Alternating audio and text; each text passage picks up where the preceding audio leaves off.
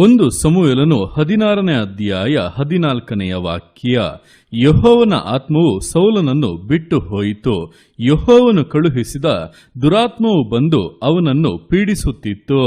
ಈ ವಾಕ್ಯದಲ್ಲಿ ಅರಸನಾಗಿದ್ದಂಥ ಸೌಲನು ದುರಾತ್ಮ ಪೀಡಿತನಾಗಿ ಕಷ್ಟಪಟ್ಟಂತ ಸಮಯದಲ್ಲಿ ನಡೆದಂತ ಘಟನೆಗಳನ್ನ ವಿವರಿಸಲಾಗಿದೆ.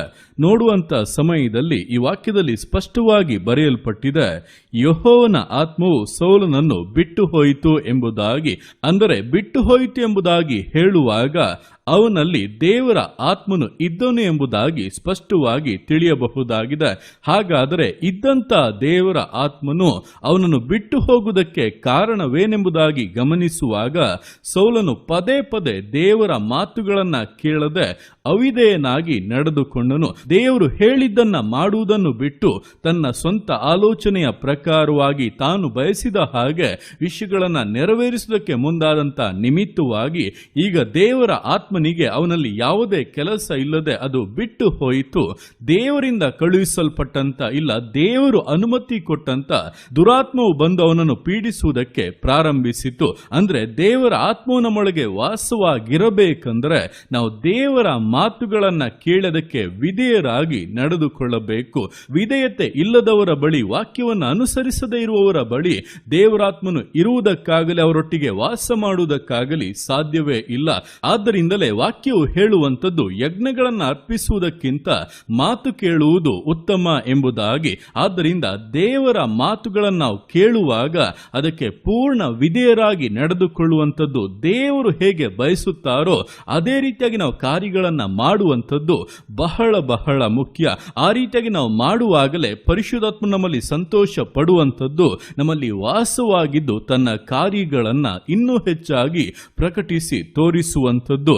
ಹಾಗೆ ದೇವರಿಗೆ ಅವಿಧೇಯರಾಗಿ ನಡೆಯುವಂತ ಒಂದೊಂದು ಕಾರ್ಯಗಳು ಕೂಡ ಸೈತಾನಿಗೆ ಅದು ಅವಕಾಶವಾಗಿ ಬದಲಾಗಿ ಬಿಡುತ್ತದೆ. ನಾವು ದಾರಿ ತಪ್ಪಿದಂತ ಒಂದೊಂದು ಸಮಯದಲ್ಲಿ ಕೂಡ ಅವನು ನಮ್ಮನ್ನ ನುಂಗಿ ಬಿಡುವುದಕ್ಕೆ, ನಮ್ಮ ಜೀವಿತದಲ್ಲಿ ಕೇಡುಗಳನ್ನು ಉಂಟು ಮಾಡುವುದಕ್ಕೆ, ನಷ್ಟಗಳನ್ನು ಉಂಟು ಮಾಡುವುದಕ್ಕೆ ಪ್ರಯತ್ನ ಪಡುತ್ತಲೇ ಇರುತ್ತಾನೆ.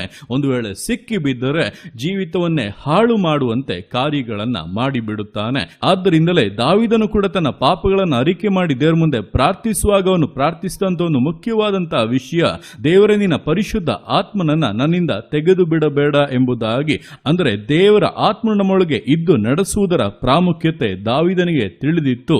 ಆದ್ದರಿಂದಲೇ ಅವನ ಸಿಂಹಾಸನವು ಯುಗ ಯುಗಾಂತರಗಳವರೆಗೂ ಸ್ಥಾಪಿತವಾದದ್ದು.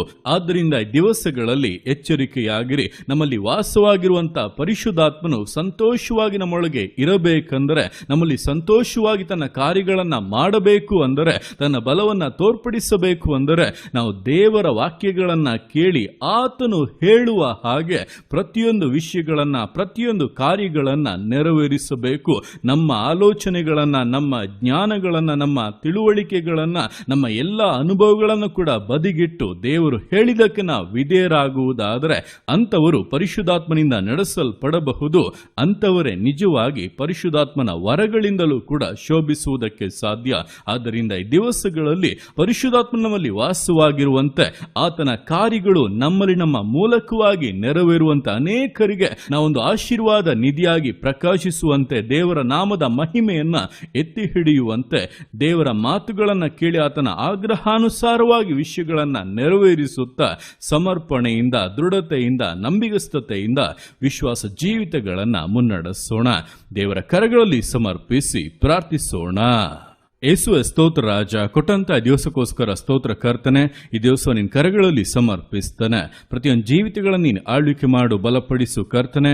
ಹೌದಪ್ಪ, ನಿನ್ನ ವಾಕ್ಯದ ಮೂಲಕವಾಗಿ ನಿನ್ನ ಮುಟ್ಟಿಗೆ ಸ್ಪಷ್ಟವಾಗಿ ಮಾತನಾಡಿರುವಂತೆ ಅಪ್ಪ, ನಾವು ನಿಮಗೆ ವಿಧೇಯರಾಗುವಾಗ, ನಿನ್ನ ಆಗ್ರಹಾನುಸಾರವಾಗಿ ನಾವೆಲ್ಲವನ್ನ ನೆರವೇರಿಸುವಾಗಲೇ ನಮ್ಮಲ್ಲಿ ವಾಸವಾಗಿರುವಂತಹ ಪರಿಶುದ್ಧಾತ್ಮನು ಸಂತೋಷ ಪಡುವಂಥದ್ದು. ಆತ ನಮ್ಮನ್ನ ಇನ್ನೂ ಮುಂದುವರೆದು ಬಲದಲ್ಲಿಯೂ ಕೃಪೆಯಲ್ಲಿಯೂ ಅಪ್ಪ ನಮ್ಮ ಜೀವಿತವನ್ನ ನಡೆಸುವಂಥದ್ದು. ಅದಕ್ಕೋಸ್ಕರ ಅಪ್ಪ ನಮ್ಮನ್ನ ಸಮರ್ಪಿಸಿ ಪ್ರಾರ್ಥಿಸ್ತಾ ನೀನು ಹೇಳುವಂತ ಒಂದೊಂದು ಮಾತುಗಳಿಗೂ ಕೂಡ ನಾವು ವಿಧೇಯರಾಗಿ ನಿನ್ನ ಆಗ್ರಹಗಳನ್ನು ನೆರವೇರಿಸುವಂತಹ ಒಂದು ಮನಸ್ಥಿತಿಯಿಂದ, ಆ ಒಂದು ದೃಢತೆಯಿಂದ ನಡೆದುಕೊಳ್ಳುವುದಕ್ಕೆ ಪ್ರತಿಯೊಬ್ಬೊಬ್ಬರಿಗೂ ಸಹಾಯ ಮಾಡು. ಇದುವರೆಗೂ ಕರ್ತನೆ ಮನಸ್ಸಿಗೆ ಬಂದ ಹಾಗೆ, ಮನಸ್ಸಿನ ಯೋಚನೆಗಳಂತೆ ನಮಗೆ ಇಷ್ಟ ಬಂದಂತೆ ಜೀವಿಸಿದಂತಹ ದಿವಸಗಳು ಇಂದಿಗೆ ಅಂತ್ಯವಾಗಲಿ. ಇಂದಿನಿಂದ ಅಪ್ಪ ನಿನ್ನ ಆಗ್ರಹಗಳನ್ನು ಕೇಳಿ ಪ್ರತಿಯೊಂದೊಂದರಲ್ಲಿ ಕೂಡ ಪ್ರಾರ್ಥನೆ ಮಾಡಿ ಅಪ್ಪ ನಿನ್ನ ಚಿತ್ತಾನುಸಾರವಾಗಿ ಕಾರ್ಯಗಳನ್ನು ಮಾಡುವುದಕ್ಕೆ ಸಹಾಯ ಮಾಡು. ನಿನ್ನ ಆಲೋಚನೆಗಳನ್ನು ಪ್ರಕಟಿಸು ಕರ್ತನೆ ಅಪ್ಪ, ಶತ್ರುವಾದವನು ಸೋತು ಹೋಗಲಿ, ವಿರೋಧಿಯ ಬಲಗಳೆಲ್ಲ ನಾಶವಾಗಿ ಹೋಗಲಿ, ಜೀವಿತಗಳನ್ನ ಬಿಟ್ಟು ಹೋಗಲೆಂಬುದ ಕಟ್ಟಲೆ ಕೊಡ್ತಾ ಇದ್ದಾನೆ. ಅದ್ಭುತವಾದಂತ ಬಿಡುಗಡೆಯು, ಸೌಖ್ಯವು, ಆರೋಗ್ಯವು, ಗರ್ಭಫಲವು ಜೀವಿತಗಳಿಗೆ ಅನುಗ್ರಹಿಸಲ್ಪಡಲಿ, ಆಶೀರ್ವದಿಸಲ್ಪಡಲಿ. ನೀನು ಆರ್ತಿಯಾಗಿ ಮಾಡುವಂತ ನಿನ್ನ ಪ್ರೀತಿಗೋಸ್ಕರ, ಕೃಪೆಗೋಸ್ಕರ ಅಪ್ಪ ನಿನಗೆ ಸ್ತೋತ್ರಗಳು. ಪ್ರತಿಯೊಂದು ಜೀವಿತಗಳನ್ನ ಅಪ್ಪ ನಿನ್ನ ಕರೆಗಳಲ್ಲಿ ಸಮರ್ಪಿಸ್ತಾ ಇದ್ದಾನೆ. ಆಶೀರ್ವದಿಸು, ಮಾನಿಸು, ಘನಪಡಿಸು. ಎಲ್ಲ ನಿನ್ನ ಕರೆಗಳಲ್ಲಿ ಸಮರ್ಪಿಸಿ ಸ್ತುತಿಗಾನ ಮಾನ್ಫಲಿನೊಬ್ಬನಿಗೆ ಸಲ್ಲಿಸಿ ಯೇಸುವಿನ ನಾಮದಲ್ಲಿ ಬೇಡುತ್ತೆ ನಮ್ಮ ತಂದೆಯೇ. ಆಮೇನ್, ಆಮೇನ್.